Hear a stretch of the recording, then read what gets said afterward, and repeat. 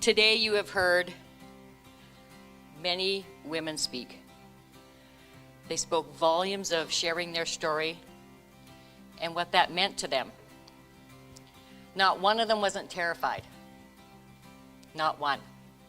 Not one of them didn't want to hit that send button. Their finger hovered over that thing for a long time. I would say probably every one of them hated me. In a loving way. Because I pushed them out of their comfort zone. I still do, yes I do. But what you learned today is that when you do share your story and you let go, phenomenal things happen. When you acknowledge your story, because we have it here and we have it here. And it takes up space and it takes up space here. But when you acknowledge it, you go, okay. And I knew what happened to me. I remembered it vividly what happened to me. But I had to acknowledge it. And then I had to accept it.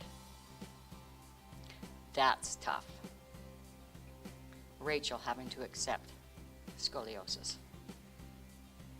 Susan having to accept that she was in foster care and couldn't find her father. That's a tough pill to swallow when you have to accept things. But when you accept it, all of a sudden, there's this change. And then the next thing you have to do is you have to embrace it. And now you're going to think, boy, this is really a whack job. Embracing this crap? How could you possibly embrace this? But you have to embrace it. Because it made you who you are. It made you strong. It made you determined. It made you resilient. You may not feel those things, but it did. Because you're all in this room. Because you are strong. And you're strong.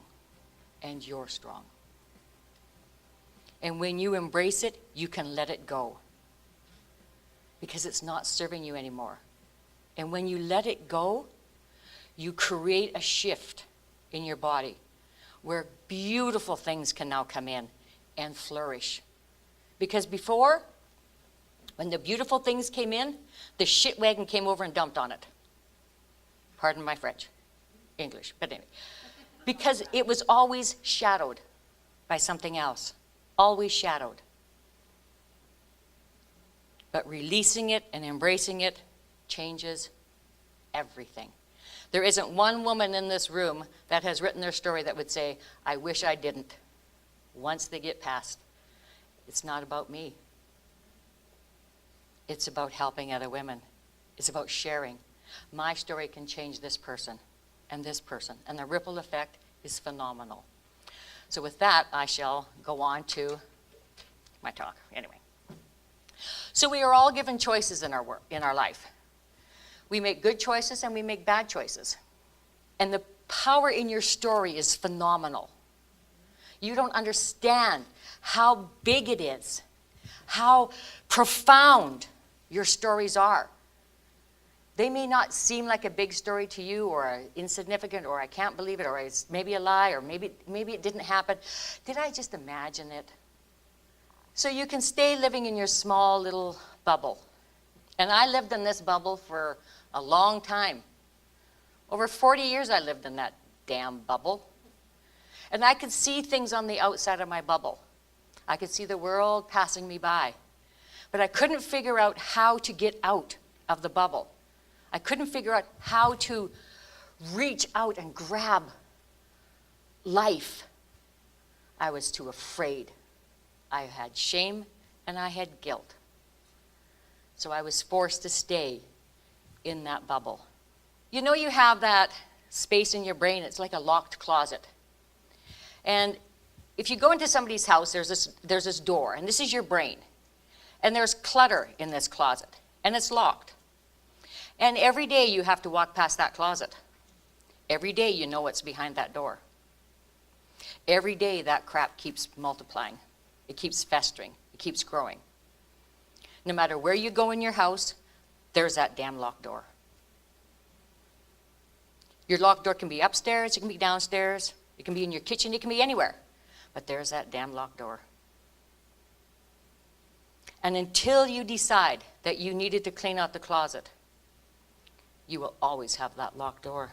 And you live your life like this, not understanding what is wrong with my life. Why can't I have what she has? Why can't I have a better relationship? Why can't I have a better relationship with my children? A better relationship with this? A better relationship with yourself? Why can't I? Because of that damn locked door. And when you crack it open, it's scary, man. I'm not going to lie to you. It is scary as hell when you open up that locked door. But you have to remember one thing. The worst is already happened to you. It's already done. This is just crap. This is just the dust, the remnants. And you can clean that out. And as you clean it out, you're going to smell the stuff. You're going to feel the stuff. But you can throw it away because it cannot hurt you anymore. It does not have the power when you take it away. And pretty soon, there you are. You've walked through that door, and there is a whole new world out there. A world that you could not even imagine in your wildest dreams is out there.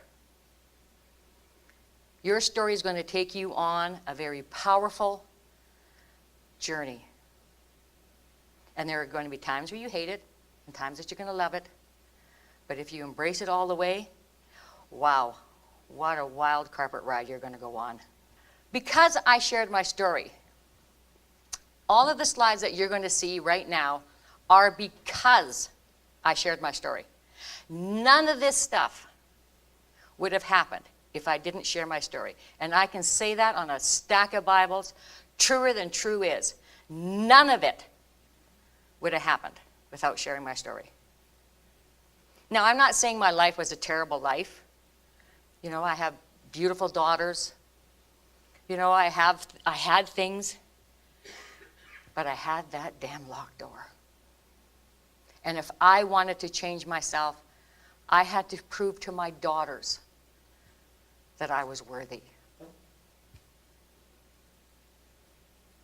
You do things for your kids that sometimes you don't do for yourself. Sharing my story was for myself, but it was also to stop the cycle for my children and my grandchildren. It's scary stepping off that step. It really is. But your children will rally behind you because you're sharing a piece of them that is so vulnerable and so real that they'll look at you like, holy crap, at least I hope so, and I'm going to take this out of context, and I'm sure Martina will tell me if I'm wrong, but holy shit, that's my mom! Right, damn proud. Damn proud. So because I shared my story, I'm an international best-selling author 4 times.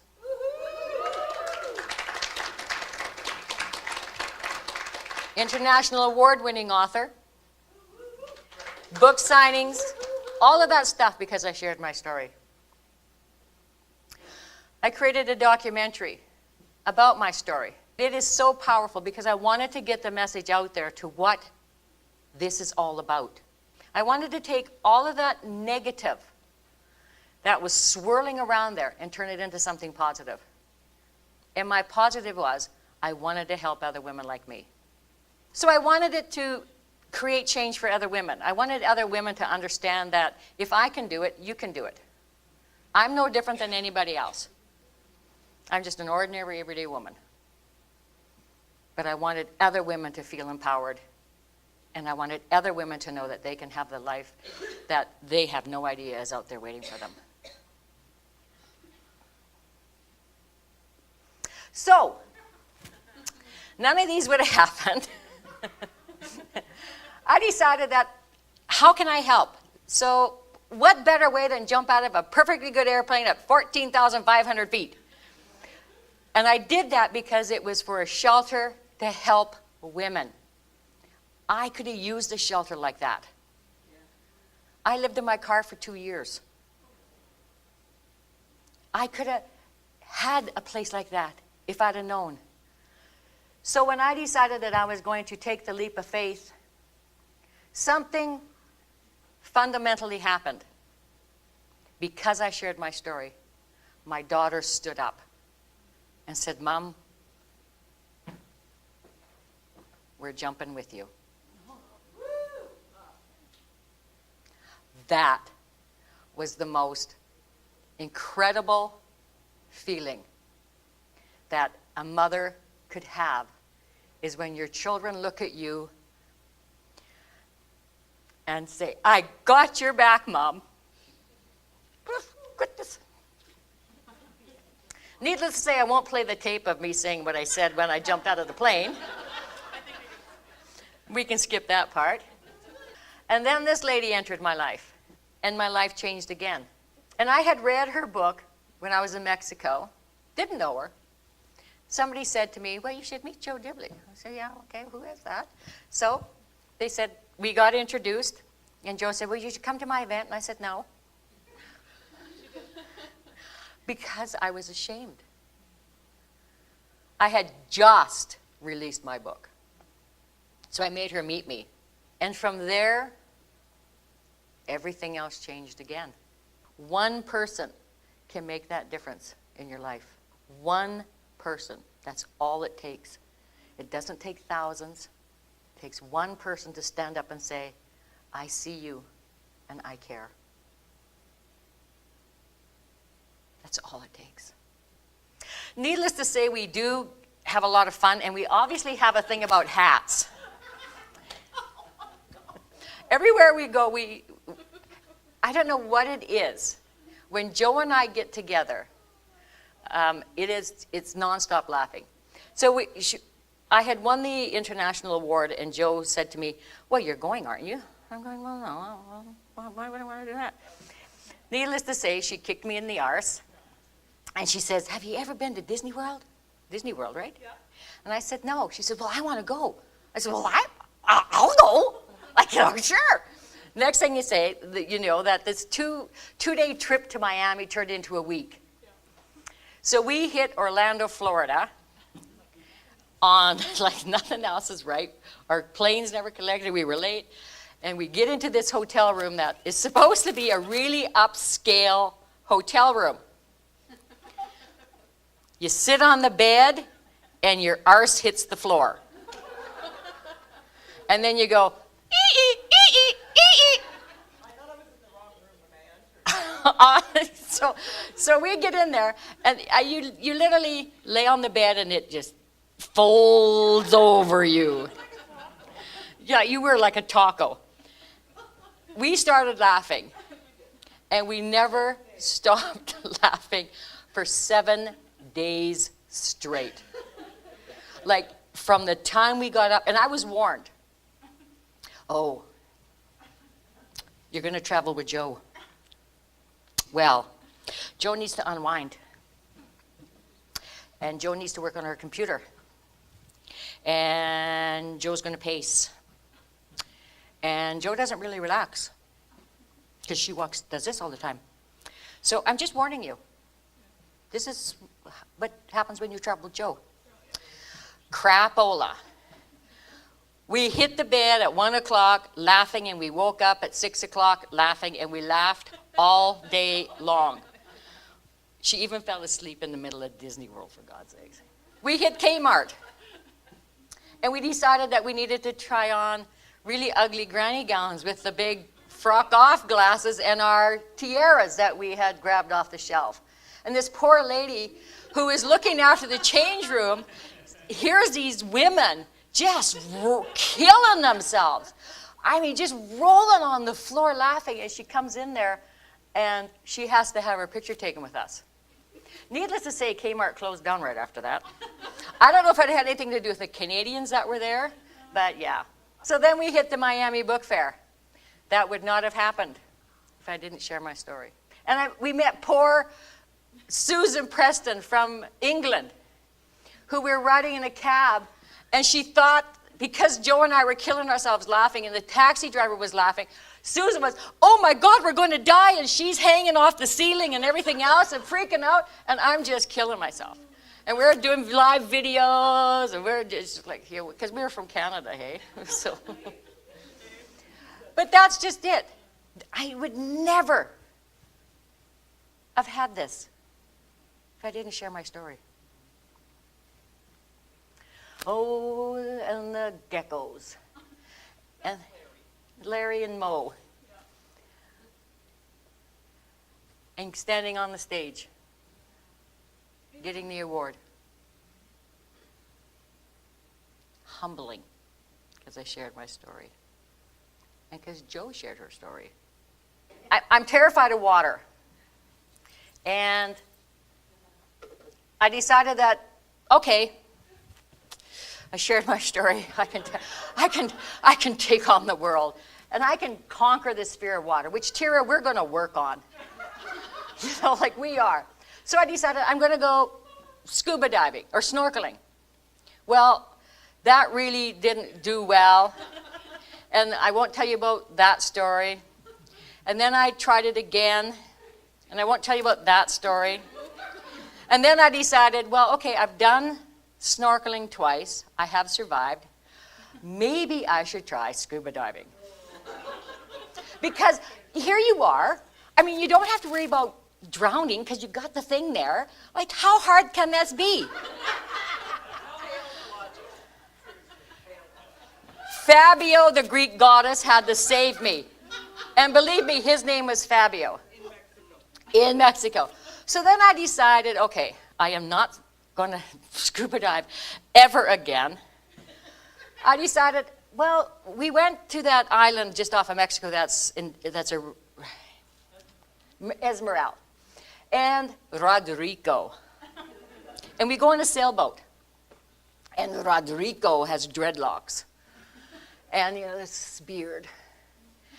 And we get all the way out to the island. And he says, who wants to go to the island? Like, get on the boat and go to the island. Yeah, I'd like to do that.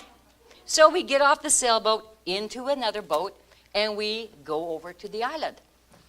Problem is, there's no docks. I'm afraid of water. Their idea of a life jacket is wrap it around your waist and tie it tight. So you had to sit on the edge of the boat and go into the water. The waves are crashing and coming in and out. I almost drowned. Rodrigo saves me. So we have to get back onto the boat. So then he says, okay, now we are going to go snorkeling. Who wants to go snorkeling? There's 10 of us on this boat. Everybody was, yeah, we're going to go snorkeling. Sure, man. Guess who went frickin' snorkeling? One person.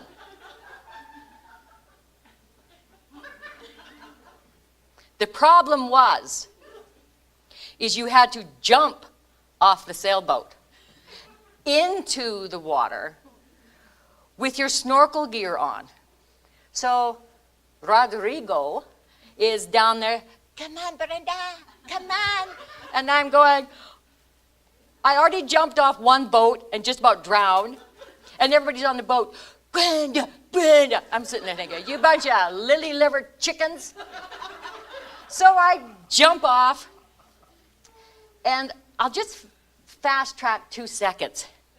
I decided that I wanted to kind of get more in shape, so I went to the swimming pool and I swam, and I did these things because my knees were bad, and chlorine does really weird things to your bathing suit. I'm going to leave you there.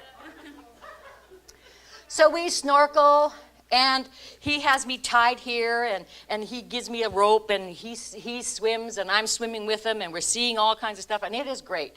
I mean, it was the best snorkeling I had ever done. Had a great time till I had to get back on the boat. And I said to him, I said, how are we going to get on the boat? He says, well, I'll push you from your behind. I'm thinking, your hand is going to go up my arse. 4 feet. I'm not exactly a dainty lady. This is not happening. So he looks at me and he starts to laugh and he says, oh, come to the back of the boat. They have a ladder. They had a friggin' ladder. Why couldn't I use the ladder to get in the water? Seriously. So then, remember what chlorine does to your bathing suit? I'm crawling up the ladder. The waves are hitting you.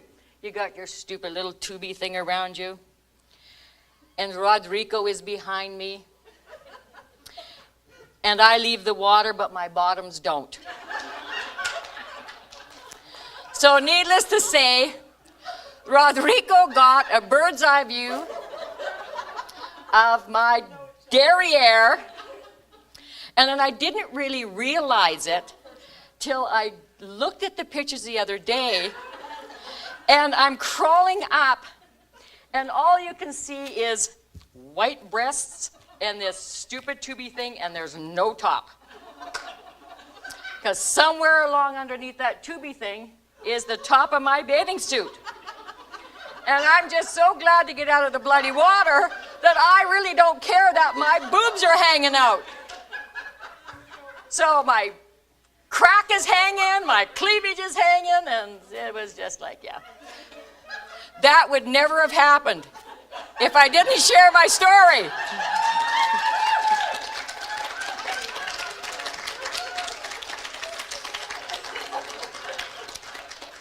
Great things happen when you share your story. May not really like it, but it does. Okay. Because I shared my story, Sacred Hearts was born. And Sacred Hearts was born because I wanted to share the story of my granddaughter that passed away when she was 7 days old. And you can't really write a book about somebody who's only been here for 7 days. So I thought, I'm going to write I'm going to just write a chapter, and I'm going to put it out to other people to see if they want to share stories. And people started to come, and they wanted to share stories. And Sacred Hearts was born. And now we're going into book 3, and we have authors for book 3. We're looking for authors for book 3 still. We've got some already for book 4. Sacred Hearts isn't about me. Sacred Hearts is about all of you. You are the face of Sacred Hearts. Your stories are the face of Sacred Hearts. I'm just a person who collects it. I wouldn't have gone to Hogwarts with Holly if I didn't share my story. I still run faster. Yeah, you can think that, Shorty. All you want.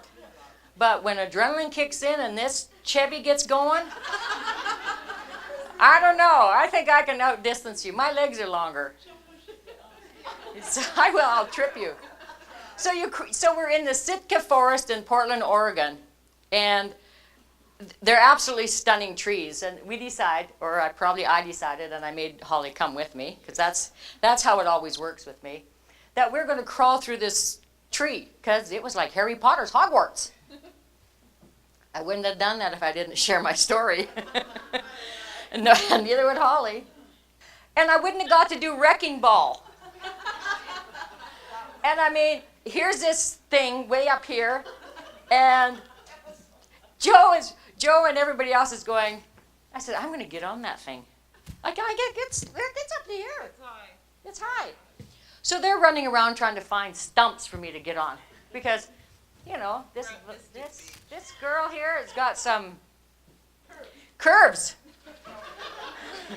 I decided, I'm a farm girl. I can do this. Joe, on the other hand, thought she was going to die by the look of her face. So I grab it and I get on there, and then I do my own Miley Cyrus Wrecking Ball. Getting off was a bit complicated, but anyway. I wouldn't have gone to Miami with Marta and Dawn if I hadn't shared my story. Because going to Miami to the book awards, there was a NASCAR thing there. And all of a sudden, the big cauldron got going, and here we are.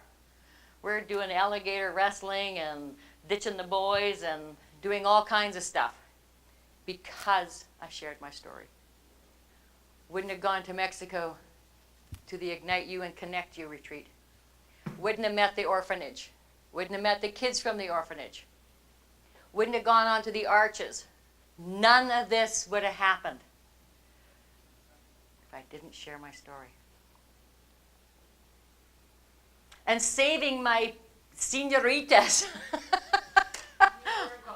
on their horses. Hell yeah. It is amazing when you open yourself up to the possibilities of the world. When you clean out the closet, get rid of the crap, and make room for beautiful and better things to come in. This is Adam and some of the kids. This is who we're helping. This is who we can make a difference with. And it's all because Jo shared her story, I shared my story. What's going to happen because you shared your story, and your story, and your story, and yours, and yours? The ripple effect is profound. Did a beautiful photo shoot, the ledge, because Deb said, this is what we should do. And I'm all for all kinds of ideas and great things, so there we are, sharing our stories. We would not be here today if that didn't happen. I went from that little girl who was traumatized at the age of 5 to believing that if I told anybody what had happened, my family was going to be killed. To this person. Why? Why, ladies? Because I shared my story. You go to Disney World and you see the castle where dreams come true. And when you share your story, dreams do come true. You can't dream the dreams that'll happen to you. It's not in your wheelhouse. It's not in your vision board. It's not in any of those things. Because life makes changes and turns and curves because you share your story. And it's like the tree of life. Dare to follow your dreams. It's the tree of life for a reason. It's not the tree of humbleness. It's not the tree of fear. It's not the tree of shame. This is a tree of life of hope, of dreams, of goals, aspirations. All of the positive things that you could possibly think of is your tree of life. Not all that other crap that is in there. Come in. Come on. Come in. Sharing is healing when you share it from your heart. That is the biggest thing to remember. Hey, you're sharing it from your heart.